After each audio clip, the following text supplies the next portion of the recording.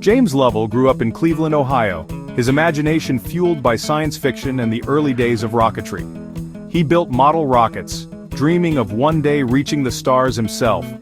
The world of aviation was changing fast, and Lovell was captivated by daring pilots and the promise of flight. For him, the sky was not a limit but a challenge.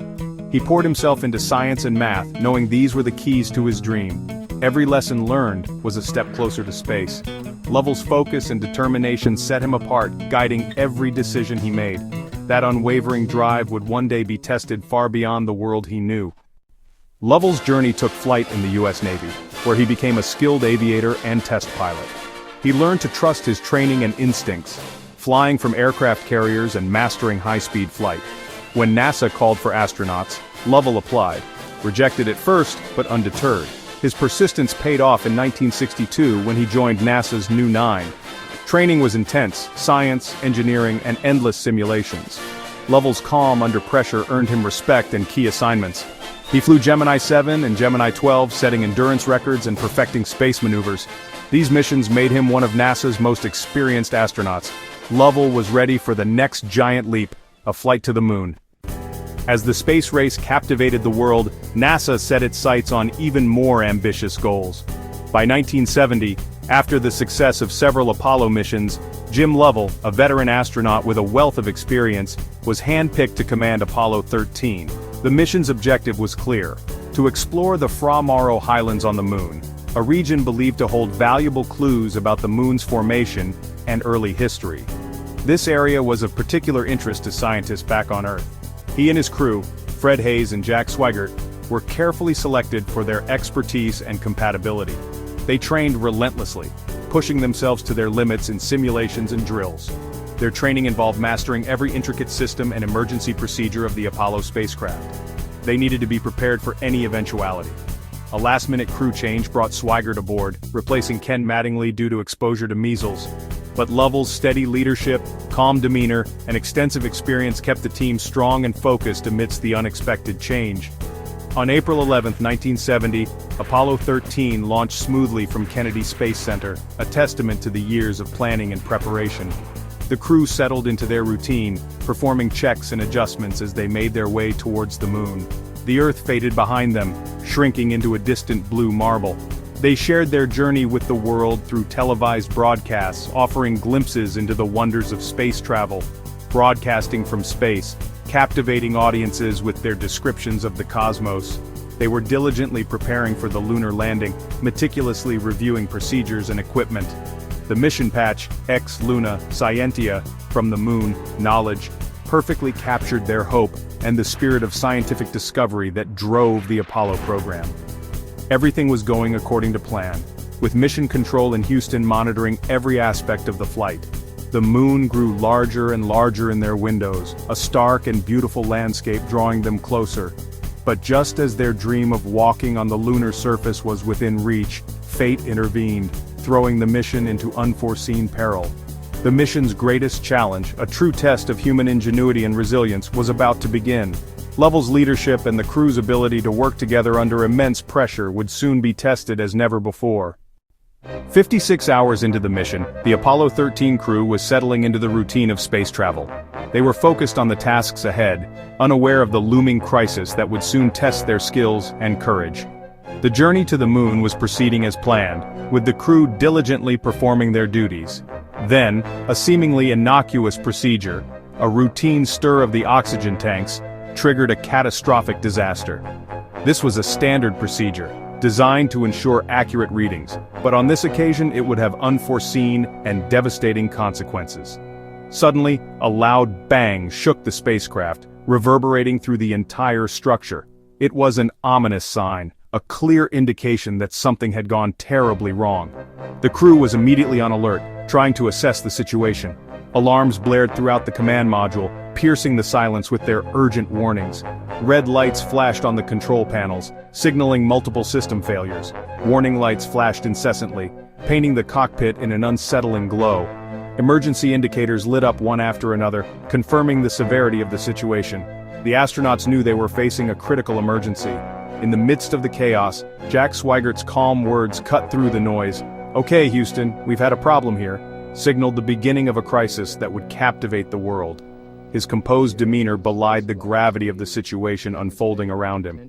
Commander Jim Lovell, ever the steady leader, confirmed the report with a somber tone. "Houston, we've had a problem."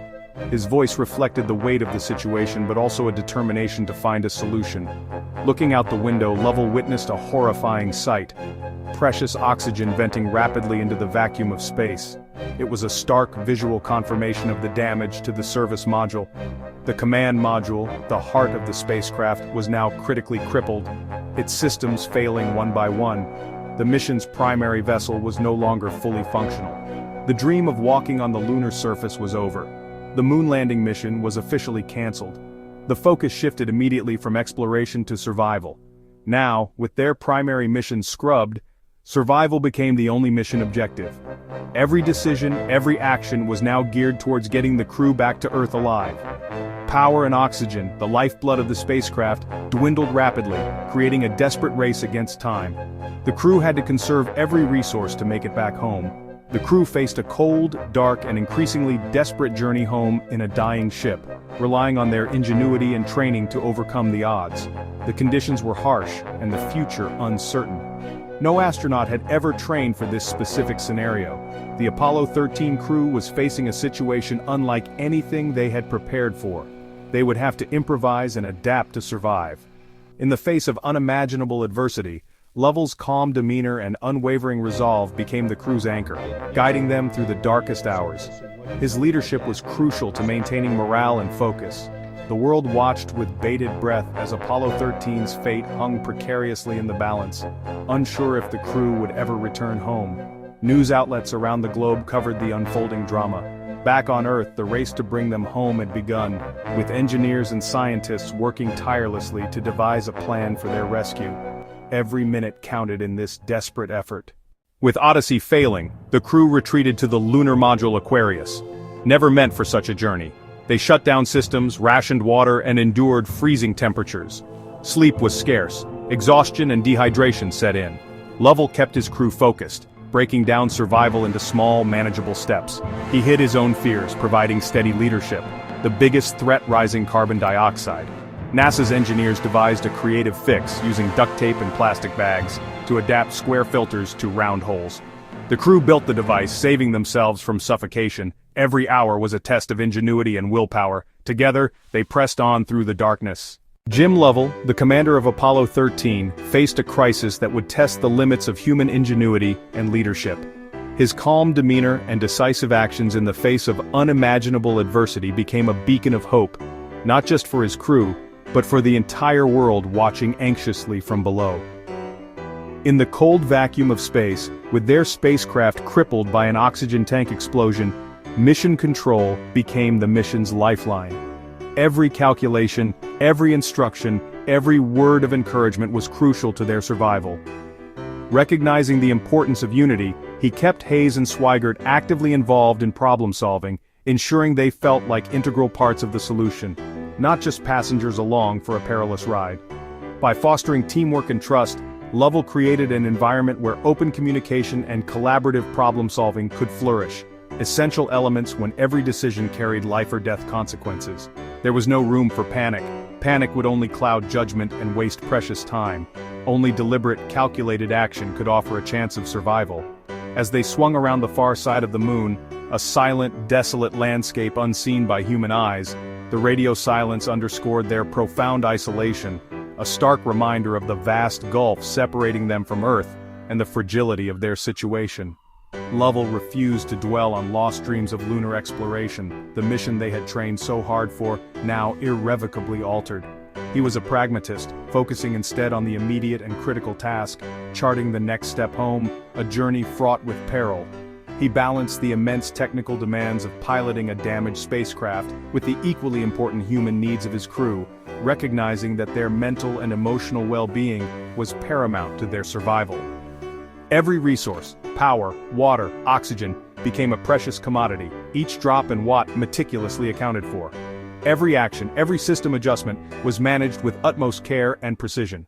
With the spacecraft's navigation systems compromised, he led a manual course correction, relying on his skill and experience. He was guiding the crippled ship back on track using the stars as his guide, a testament to his mastery of celestial navigation. Through every setback, every unexpected challenge that arose, Lovell's steady hand on the controls, his calm voice on the comms, never wavered, providing a sense of stability amidst the chaos. He was more than a pilot executing procedures. He was a leader in the truest sense, inspiring confidence and resolve in the face of overwhelming odds. His unwavering resolve inspired his crew, giving them the strength to push through their own fear and exhaustion. It motivated them to keep fighting, to pool their collective skills and determination, for their survival and their return home. The final test was re-entry, powering up Odyssey with the last of Aquarius's batteries.